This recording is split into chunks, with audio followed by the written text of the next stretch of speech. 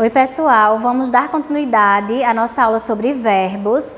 Esta aula é sobre o capítulo 13, aula 2. Vamos estudar os modos, os tempos, vozes, formas nominais e locuções verbais. Primeiro, vamos ver um pouquinho sobre o modo indicativo. O modo indicativo, em seus variados tempos, indica uma ação considerada certa ou efetiva. Eu utilizo o verbo no modo indicativo para indicar a certeza da ação. No presente do modo indicativo, o verbo vai indicar uma ação que ocorre no momento em que se fala, que é o presente momentâneo, uma ação que é habitual ou que expressa uma característica do sujeito, constitui um fato considerado sempre verdadeiro, que é o presente durativo, remete a fatos passados com a intenção de aproximar o interlocutor do fato anunciado, que é o presente histórico ou narrativo, e também o tempo presente faz referência ao futuro, havendo na frase um adjunto adverbial de tempo. Vamos entender melhor nos exemplos. Como o computador funciona? Eu tenho o verbo funcionar no presente do indicativo, no sentido de uma ação que ocorre no momento da enunciação. Durmo cedo. O verbo dormir aqui, no presente do indicativo, indica uma ação habitual ou rotineira. A água é essencial para a vida. O verbo ser, flexionado aqui na terceira pessoa do singular, ela é, apresenta aí um fato tido como sempre verdadeiro. Temporais de janeiro voltam a castigar o rio. O verbo voltar, aqui no presente do indicativo, traz um fato passado, narrado no presente, de tal forma que imprime à narrativa uma aproximação temporal em relação ao leitor. Amanhã tenho prova. O verbo ter indica fato que transcorrerá no futuro. Observe que nós temos aqui o advérbio de tempo, Amanhã tenho prova. O verbo, quando está no pretérito, que também é um dos tempos do modo indicativo, certo? Subdividido em 3 categorias, de acordo com a referência temporal que expressa. Então, nós podemos ter verbos no pretérito perfeito, no pretérito imperfeito, no pretérito mais que perfeito.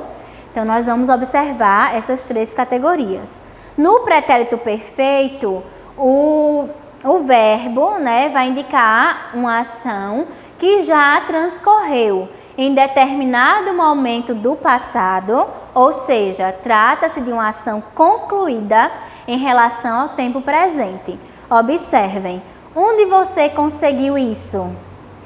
Comprei de um vendedor. O verbo conseguir aqui está no pretérito perfeito, indica uma ação concluída em relação ao tempo presente, uma ação que transcorreu, no momento passado. Então, conseguiu, comprei.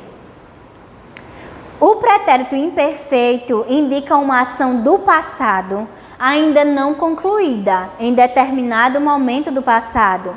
Ou seja, expressa uma ideia de continuidade ou duração. É um fato que ocorreu no passado, mas que tem essa ideia de continuidade, de duração. Observem, o pretérito imperfeito é especialmente empregado nas narrativas, emprestando ao texto o efeito expressivo de revisitar o tempo passado e narrar o que à época era uma ação presente, ou expressar acontecimentos simultâneos, ou seja, a ação que ainda transcorria quando ocorreu outra. Pode também expressar uma ação passada habitual, que a pessoa sempre realizava.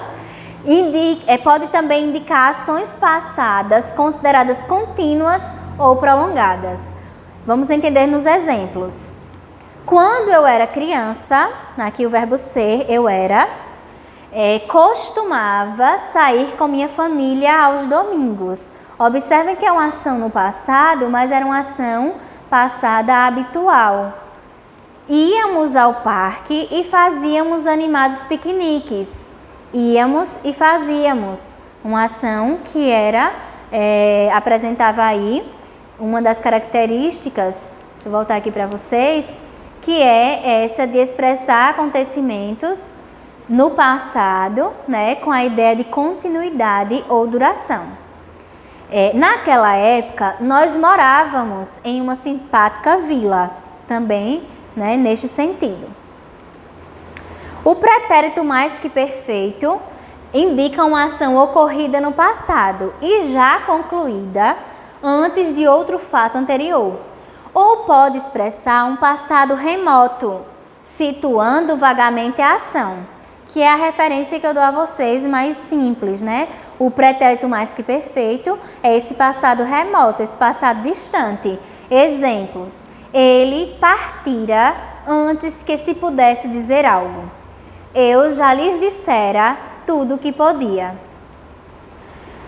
O modo indicativo também apresenta o tempo futuro. O futuro do modo indicativo designa uma ação que se desenvolverá no momento posterior ao da enunciação e pode ser expresso de duas maneiras diferentes. Observem, eu posso ter o futuro do presente, que indica uma ação futura, tida como certa ou realizável em relação ao momento da fala, como, por exemplo, amanhã viajaremos para a serra. Então, futuro do presente, uma ação futura tida como certa ou realizável. Eles virão à noite. Então, nesse mesmo contexto.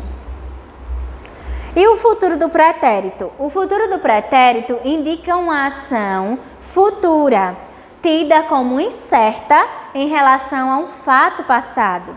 Observem, além disso, pode indicar uma ação que poderá se desenvolver ou não, caso seja atendida a uma condição expressa no imperfeito do subjuntivo, que é o modo que indica, né, hipótese. Exemplos: para a recepção viriam umas 200 pessoas. Viriam, né? Nós temos aí o futuro do pretérito, que indica uma ação futura, tida como incerta. Se tivesse tempo livre hoje, iria ao cinema. Aí aqui eu tenho uma condição expressa no imperfeito do subjuntivo, que é se tivesse. Iria, né? Aqui eu tenho o verbo no futuro do pretérito, que indica uma ação que poderá se desenvolver ou não, caso seja atendida aqui essa condição, que é se tivesse tempo livre hoje. O modo subjuntivo indica uma ação considerada incerta, hipotética ou provável. Apresenta aí os tempos presente. Vamos mostrar aqui para vocês. Pretérito imperfeito, somente os dois, né, gente? O presente e o futuro, certo? Quem só tem duas caracterizações é o imperfeito, é o imperativo, na verdade, que o imperativo só vai ter modo afirmativo e negativo. Mas o modo subjuntivo, que indica uma ação considerada incerta, hipotética ou provável, tem os tempos presente, futuro e pretérito imperfeito. No presente, o verbo vai expressar uma ação possível ou provável, relacionada a uma hipótese ou a um desejo. Eu trouxe o exemplo que tem no livro de vocês. Espero que o tempo passe, espero que a semana acabe, para que eu possa te ver de novo. Espero que o tempo voe, para que você retorne, para que eu possa te abraçar e te beijar de novo. Então aqui eu tenho espero que o tempo passe. Eu tenho o verbo aqui no modo subjuntivo, no presente, que é uma ação possível ou provável. No futuro, né, o verbo vai expressar uma ação possível, mas ainda não desenvolvida no momento da enunciação. Como, por exemplo, nós temos aí no livro de vocês a música Sutilmente e a conjugação do verbo estar no futuro do subjuntivo. Observem. E quando eu estiver triste, simplesmente me abrace. E quando eu estiver louco, subitamente se afaste. E quando eu estiver bobo, sutilmente disfarce. Mas quando eu estiver morto, suplico que não me mate, não, dentro de ti. Então, nós temos aqui quando eu estiver, né? Quando eu estiver é o futuro do modo subjuntivo. O verbo indica uma ação possível, mas ainda não desenvolvida no momento da enunciação.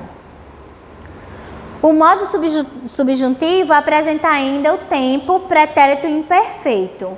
O pretérito imperfeito expressa ações anteriores ao momento em que se fala, geralmente relacionadas ao futuro do pretérito, do indicativo, designando uma condição para que determinado fato possa ocorrer. Como, por exemplo, se eu soubesse disso, teria resolvido o problema mais rápido, se eu soubesse, né? Então, para resolver o problema de forma mais rápida, precisava da condição que era saber disso. Então, nós temos aí o verbo saber no pretérito imperfeito do modo subjuntivo, indicando aí uma ação anterior ao momento em que se fala, relacionada ao futuro do pretérito, do indicativo, e trazendo aí uma condição para que determinado fato possa ocorrer. O outro modo verbal que nós vamos estudar é o modo imperativo, certo? O modo imperativo expressa ações consideradas ordens, pedidos, súplicas ou convites. Não possui tempos, certo? Na outra aula nós também vimos que no modo imperativo nós não conjugamos a primeira pessoa do discurso e vai aparecer apenas as formas afirmativas e negativas, como por exemplo, por favor, venha aqui, né? O verbo aqui no imperativo venha indica um pedido, né? Pode indicar em outros contextos uma ordem, uma súplica ou um convite. Não faça isso. Eu posso estar aqui utilizando o verbo, né, indicando aqui uma ordem. Então, eu tenho o verbo aqui no modo imperativo, na forma afirmativa, por favor, vem aqui. E o verbo no modo imperativo, indicando aqui na sua forma negativa, que nós temos aqui a palavra não. E as vozes verbais? As vozes verbais exprimem a relação entre a ação expressa pelo verbo e o termo que exerce a função de sujeito. Então, é a relação entre a ação expressa pelo verbo e o sujeito. São 3 vozes diferentes, né? As vozes verbais são classificadas em 3. A voz ativa, certo? Na voz ativa, o verbo está na voz ativa quando o sujeito a que ele se refere é o agente da ação, isto é, pratica a ação expressa pelo verbo. Então, o verbo na voz ativa, ele vai praticar a ação que está aí expressa pelo verbo. Como, por exemplo, o professor ensinou o novo assunto muito bem. O professor aqui é o sujeito que exerce essa ação aqui, esse que pratica a ação expressa pelo verbo. O professor ensinou. Aqui eu tenho o verbo na voz ativa. O novo assunto é o objeto direto. O verbo está na voz passiva quando o sujeito a que ele se refere é o sujeito paciente. Isto é, recebe ou sofre a ação expressa pelo verbo. O agente da ação, quando aparece na oração, exerce a função sintática chamada de agente da passiva. Observem, o novo assunto foi explicado pelo professor, o que era o sujeito, né, ativo da outra oração. Vamos lá observar, deixa eu voltar aqui. O que era o sujeito agente, eu quis dizer, nessa oração aqui na voz ativa, que é o professor, passou a ser, na outra oração, que é na voz passiva, o agente da passiva. Então, o novo assunto foi explicado pelo professor. Observe que eu tenho o sujeito paciente, que é o novo assunto, a locução verbal aqui, o verbo ser, indicando aqui o tempo, né, foi. O verbo principal no particípio foi explicado, que é a locução verbal na voz passiva, e o agente da passiva é o professor, né? Pelo professor, que aqui eu tenho a preposição que constitui o agente da passiva também. Na língua portuguesa, a voz passiva pode ser expressa de duas formas. Quais são elas?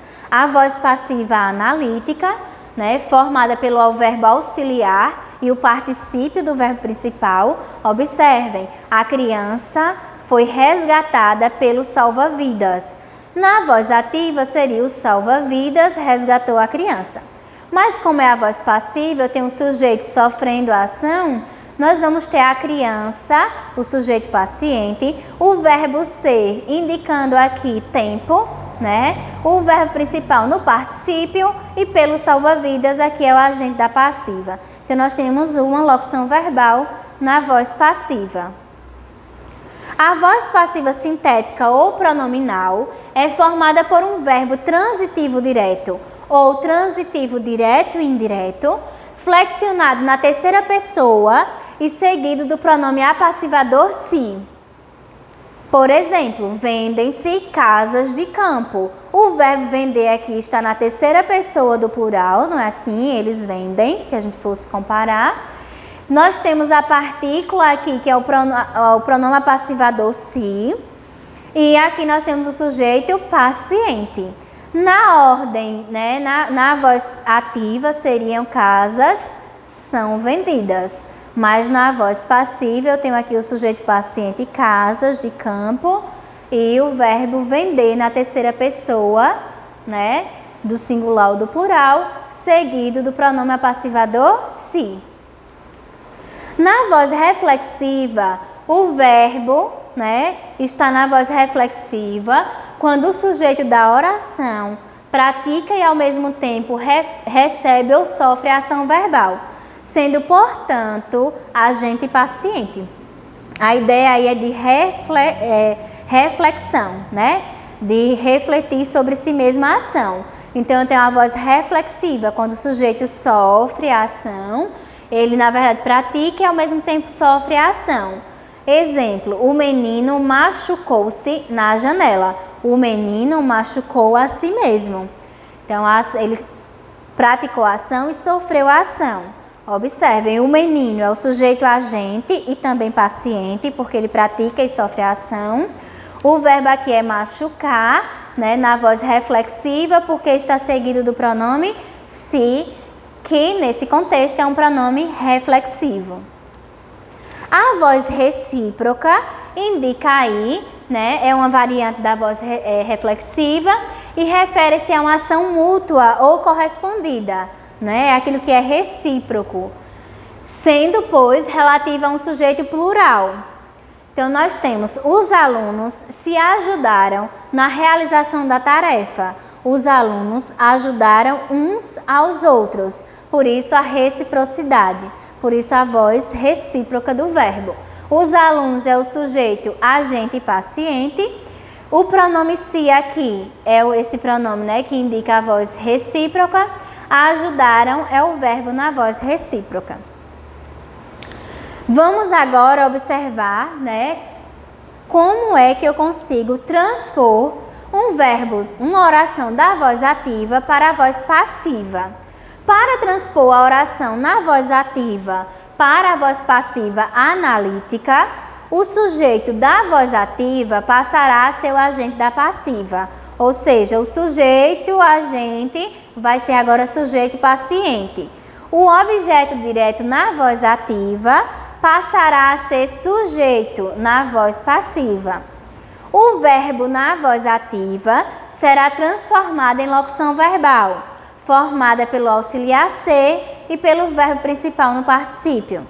Nessa transposição, o auxiliar assume a equivalência modo temporal do verbo na voz ativa. Então, o verbo ser, que é o auxiliar, vai assumir aqui a equivalência modo temporal do verbo na voz ativa.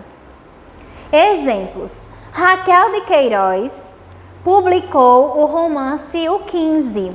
Eu tenho Raquel aqui, o sujeito, né, que pratica a ação. Nós chamamos de sujeito agente. O verbo publicar na voz ativa. E quem publica, publica algo. Eu tenho um objeto direto, que é o complemento do verbo publicar sem preposição. Vamos transpor essa oração aqui, que está na voz ativa, para a voz passiva. O sujeito passa a ser agora agente da passiva, não é assim? O objeto direto passa a ser o sujeito paciente e o verbo publicar agora ficará no particípio, antecedido pelo verbo ser, né? Agora nós temos uma locução verbal, antecedido pelo verbo ser, indicando aí a questão modo temporal desse verbo aqui na voz ativa. Publicou é um verbo no pretérito perfeito. Então, aqui eu vou ter o verbo ser no pretérito perfeito. E ficamos assim, o romance, o 15, que era o objeto direto, agora o sujeito da passiva, foi publicado porque Raquel de Queiroz publicou. Então, ele fica no pretérito perfeito, o verbo principal fica no particípio, e aqui eu tenho o agente da passiva, que era o meu sujeito agente.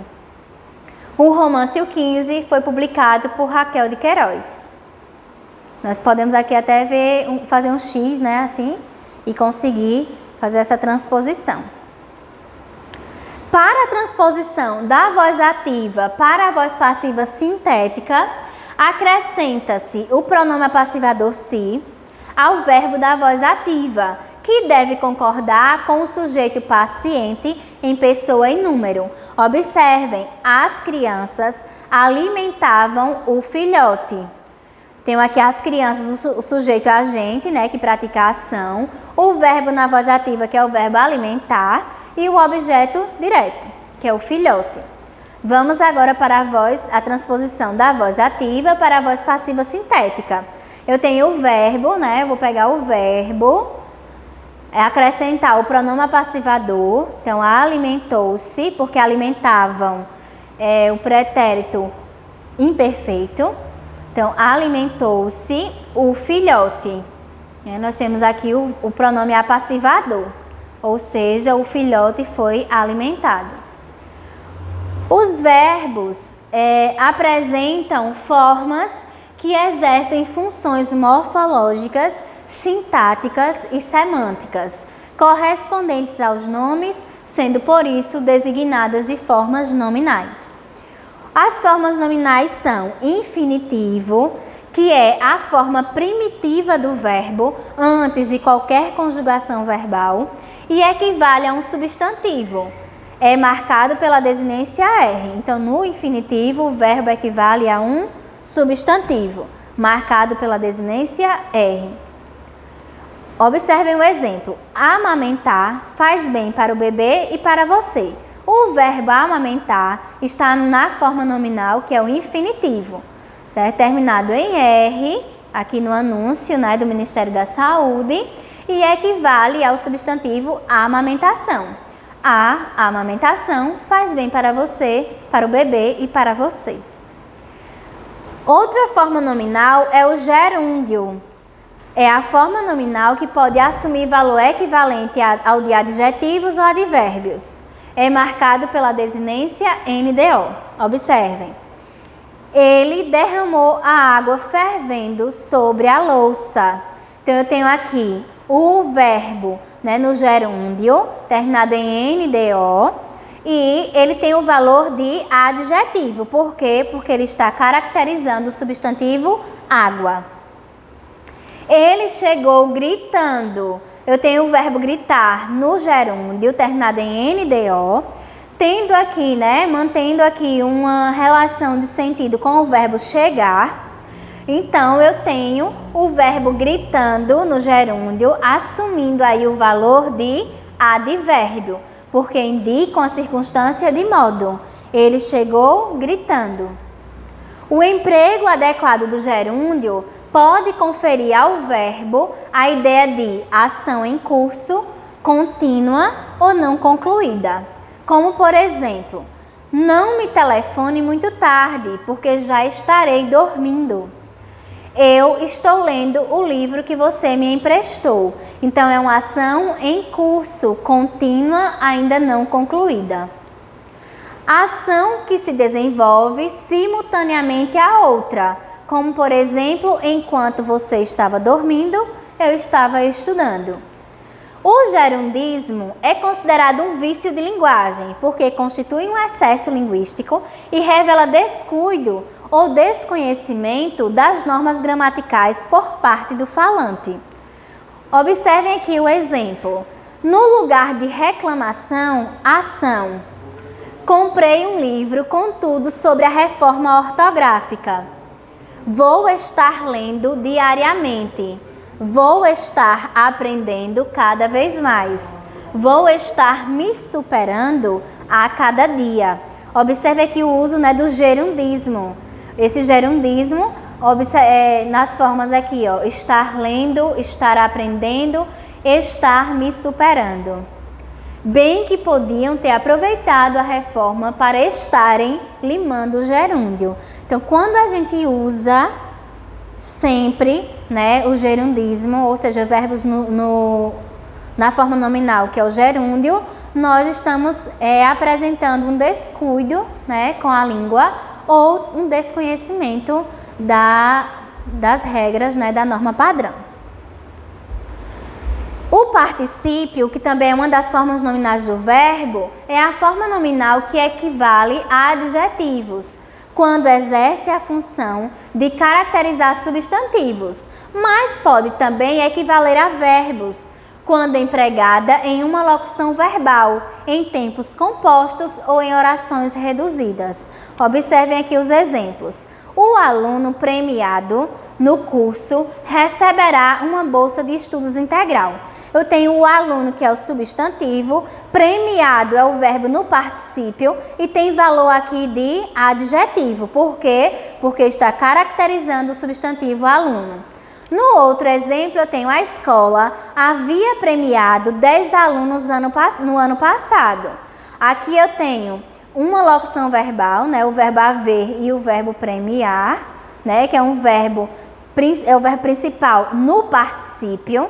Então, eu tenho aqui, ele corresponde a verbo quando é empregado em uma locução verbal.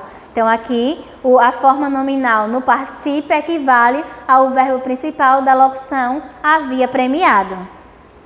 Concluímos aqui a nossa aula sobre verbos, esta primeira parte, né? Daremos continuidade nas próximas aulas. Um abraço e até mais!